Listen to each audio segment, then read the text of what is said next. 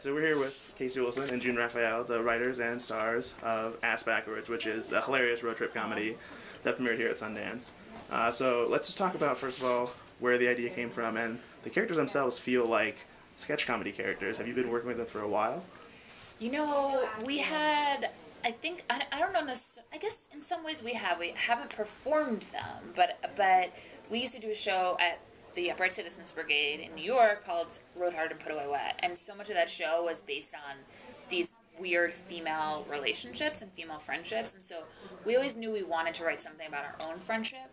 So you call them sketch comedy characters, I call them ourselves. Yeah. So they were definitely kind of inspired by this time in our own lives when we were in our early 20s living in New York. You know, had 1 million credit cards, were in a crazy amount of debt, just like, you know, paying for a coffee with like 4 credit cards and change, and just, it was just a wild time, and we were really holding on to each other in kind of a codependent way. And over-supporting each other, giving each other the go-ahead on every decision, Yeah. no matter how misguided or insane.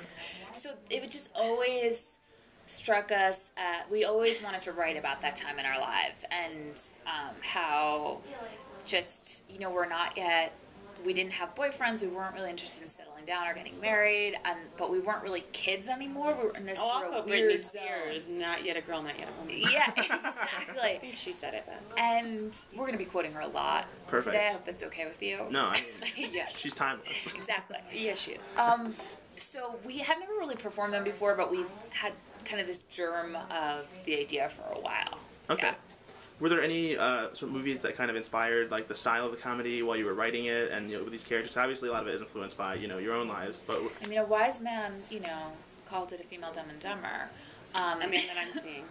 No, I think Dumb and Dumber is definitely, I mean, it's one of our favorite movies, but also we just always loved the idea of doing a female version of that, doing really delusional female characters. And I've always, obviously, it's got a nod to Romeo and Michelle in it, and just it's fun seeing 2 women who are, dim but very loving, and that sort of. We also love road trip movies. Yeah.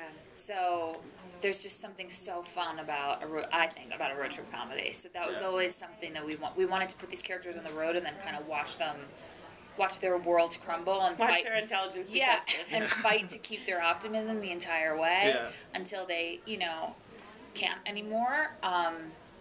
But I think road trip movies, and then definitely those 2 movies were really, yes, huge inspirations. there's definitely you guys really go kind of like balls to the wall with like kind of how goofy and like outlandish the comedy is. Like they're basically in their own little world, and there's other like the supporting cast that comes along the road. They're a bit goofy. Like I lost it when Vincent D'Onofrio was talking about the backwards hat idea. That was hilarious. And so like was when you were writing it, was there this idea that their world is completely separate from the real world that they I mean these characters are kind of insulated from reality, and they're kind of keeping up the lie with each other, because if she takes a look at the fact that she's a businesswoman, as we call her, but really she sells her eggs for money, and I'm a big star, but I sing in a glass box at a club and no one can hear me.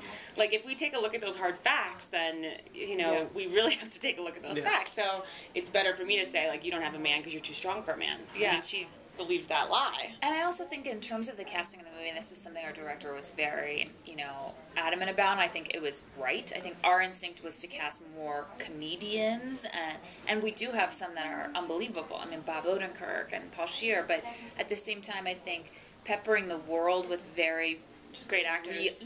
just great actors who are going to play it real, made us bounce off that realness in a different way. I think that really helped, as opposed to everyone seeming like a sketch character. Right.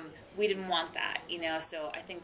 Believe it or not, we tried to ground the movie at some point. Right. Well, I mean, and plus, when I say the characters are sketch comedy characters, I hope it's not like high praise. Because I mean, when you like, it's got the word comedy in it. Right. I mean, I referenced, I did like a small Wayne's World reference, in the review, and like those are sketch comedy characters, but those are 2 of like the most iconic sketch comedy characters from Saturday Night Live. Yeah. And I will say about those characters, the Wayne's World characters, they're so lovable to me that they can, and I really feel like we did go balls to the wall. I mean, these characters try to rape a woman, they take meth, we wanted them to do these insane things, and I think to get on board with all that, you have to really love them. Yeah. I mean, Because they have no ill will. They're Exactly. doing what they think is right in every moment, despite the fact that it is the world is wrong. telling them it's wrong. Yeah, and they're always so positive about everything. Yes. So you two, what I find most refreshing about you is that you guys haven't swayed to becoming, like romantic comedy actresses. Like consistently, you are always like straight up comedy. And so can you talk about what it's like being, I guess, like female comedian, in a world where actresses typically aren't, supposed to be goofy all the time and just, be flat out funny?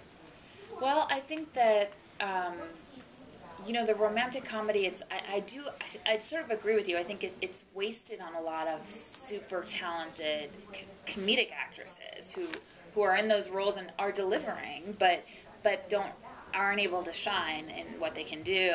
And I think that it was really important to us to not end this movie with the prize being the man at the end, to really, to make sure that the prize is really their own friendship and keeping that intact and keeping it gets a bit healthier at the end and they sort of find this new phase even though they still are who they are.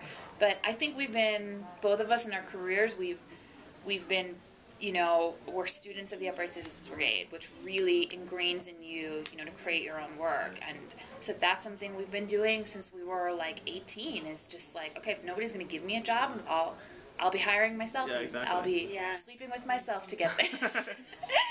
So June has a very tough casting couch process with her own self. Yeah, no, I've slept my way into basic cable a number of times. Oh boy. No, but it is.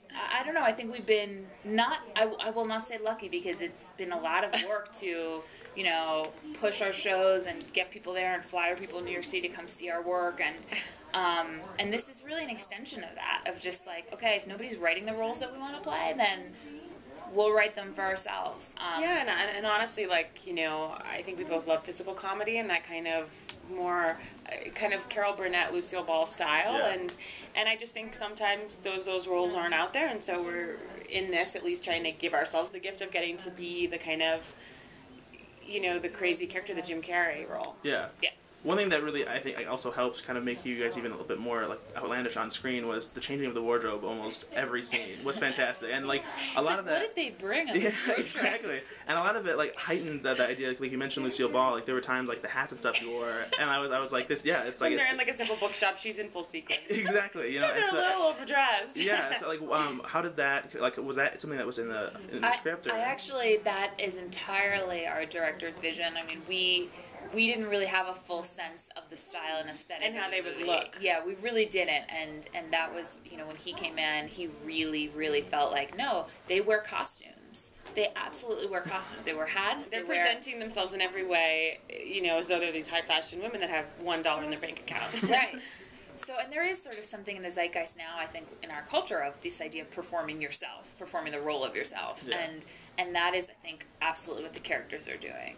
So lots of hats, lots of belts, lots of accessories. What little money they have from her Moo-moo egg at business. one point. Yeah. Okay, and so can we talk about what you guys are doing next? Sure. Well, next on February 14th on Valentine's Day, I did the second season of the web series Burning Love with Ken Marino, and so I'm the Bachelorette, and I have suitors. Yeah, Michael Cera is a suitor, Colin Hanks, Paul Scheer, Rob Hubel, Kamel. It's just a really unbelievable cast of comedians, and so I'm very excited for that to air on the internet, to drop, to stream. I don't know how to say it. Yeah. Whatever the kids are saying nowadays. Yeah. So that's coming up next. And then also, we wrote a pilot for ABC called The Housewives, which is a 50s style comedy, and so we're waiting right now, but if that goes, I'll be doing that as well. Great. And I'm on Happy Endings on ABC, and it's on Tuesday nights at 9, and we're going to start airing 2 episodes every Tuesday. And we're hoping they stop tracking around the schedule. Indeed. We're hoping that starts. Yeah. And also there's another season of NTSF on Adult Swim coming up. Perfect. Yeah. That's fantastic. All right, great. Thanks you. a lot.